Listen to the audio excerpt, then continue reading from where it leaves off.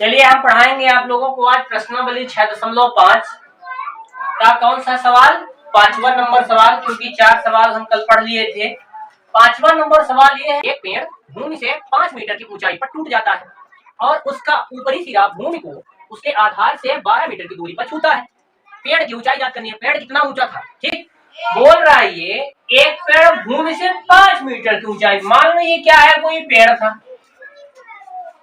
अब ये पेड़ 5 मीटर ऐसे ऊंचा है, फिर इसके बाद ये टूट गया। और टूटने के बाद पेड़ कहाँ जाके टिकेगा, भूमि में टिकेगा कि नहीं। मान लो ये ऊंचा था पेड़, मान लो लिप्टिस का पेड़ है। अब ये क्या हुआ, पेड़ यहाँ से 5 मीटर के बाद क्या हुआ, टूट गया। और टूटने के बाद उसका ऊपरी सिरा कहाँ जाके टिकेगा, जमीन में जाके टिकेगा कि नहीं, जमीन में टिकेगा। तो कुछ इस तरीके से टिक जाएगा। अब ये यहाँ से यहाँ तक की, ये यहाँ पे पेड़ था, ठीक, यहाँ पे पेड़ का सबसे ऊपरी सिरा है। ये वाला कह रहा है कि 5 मीटर का टूटता है, मतलब यहाँ से यहाँ तक कितना है, 5 मीटर। यहाँ से यहाँ नहीं दिया है, बोल रहा है छूता कितने दूरी पे, छूता कितनी दूरी पे है, आधार से, आधार मतलब नीचे से, आधार से 12 मीटर की दूरी पर छूता है। मतलब ये यहाँ से यहाँ तक कितना सेंटीमीटर है, 12 मीटर। ये ऊंचाई जितने से टूट गया 5 मीटर, यहाँ से उसके सबसे ऊपरी भाग और पेड़ के सबसे निचले भाग की दूरी कितनी है, 12 मीटर। अब बोल रहा है पेड़ कुल कितना ऊंचा था, पेड़ की ऊंचाई कुल कितनी थी, मतलब पेड़ की ऊंचाई क्या होगी, ये वाला भाग और प्लस ये वाला भाग, यही ना होगा। मान लो एक लंबा सा पेड़ है और ये 5 मीटर यहाँ से टूट जाता है, मान लो यार 5 मीटर है, तो यहाँ से टूटा, ये वाला भाग नीचे जाएगा ना। तो पेड़ कितना लंबा था, इतना लंबा था, 5 मीटर पे टूट गया। तो पेड़ की कुल लंबाई क्या थी, ये लंबाई और ये लंबाई कुल लंबाई है ना, वही यहाँ पे है कि 5 मीटर पे टूट गया और ये जाके जमीन में यहाँ पे टच हुआ। तो ये लंबाई और ये लंबाई दोनों ना पेड़ की लंबाई है।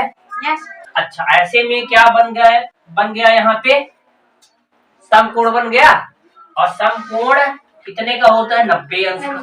मतलब ये क्या बन गया, समकोण त्रिभुज बन गया। क्या बन गया, समकोण त्रिभुज। समकोण त्रिभुज के लिए हम आप लोगों को बताए हैं कि किसी भी भुजा की लंबाई निकालना है तो हम किससे निकालते हैं, पाइथागोरस प्रमेय से। पाइथागोरस प्रमेय क्या है, हल कर लो, क्या लिख लो यहाँ पे, पाइथागोरस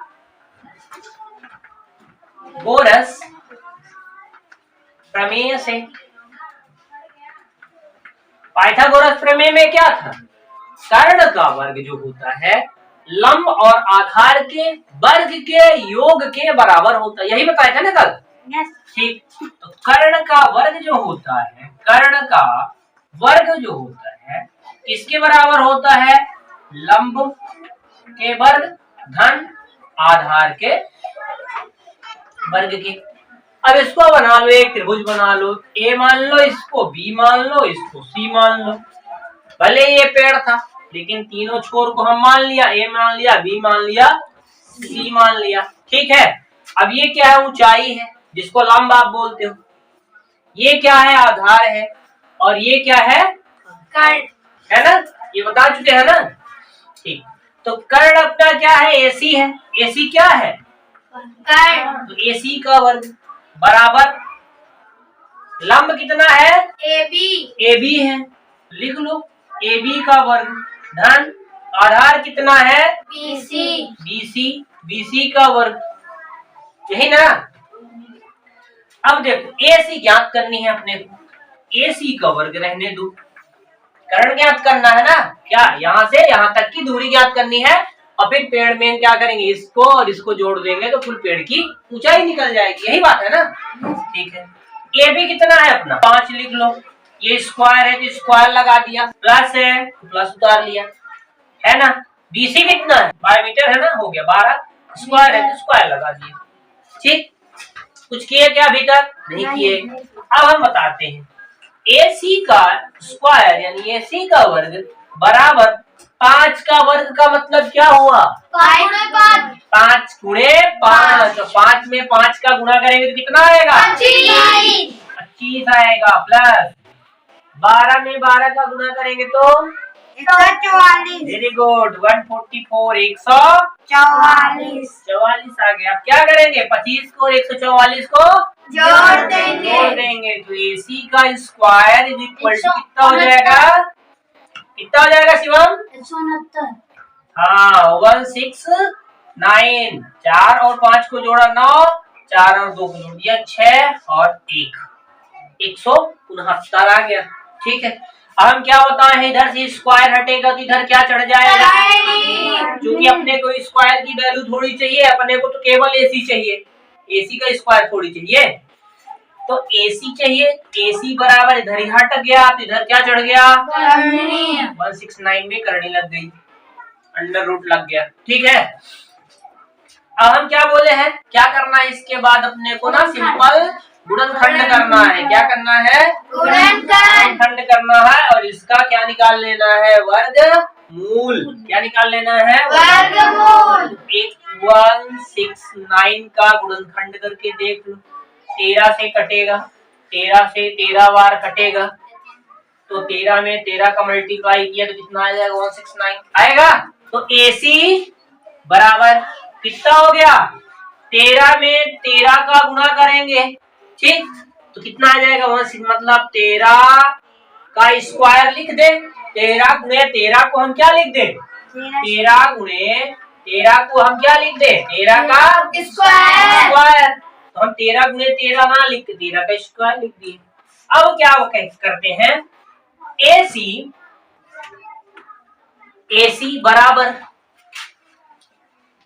इधर स्क्वायर हटेगा तो करनी हट जाएगी। कितना आ जाएगा? 13 आएगा। अब देखो ये वाली लंबाई कितनी आ गई? 13। मतलब ये पेड़ इतना लंबा था प्लस इतना लंबा था, तो पेड़ की ऊंचाई क्या हुआ? पेड़ की कुल ऊंचाई, पेड़ की कुल ऊंचाई कितनी है? 5 सेंटीमीटर धन 5 मीटर। क्या है? 5 मीटर और धन 13 मीटर। तो 13 और 5 जोड़ दिया तो टोटल 18 मीटर पेड़ लंबा है। मतलब 5 मीटर पे टूट गया और टूटा हुआ भाग कितना है? कुल 13 मीटर। तो 5 को और 13 को दोनों को जोड़ दिए तो कितने मीटर आ गया? 18 मीटर। समझ में आ गई बात सभी को? Yes sir.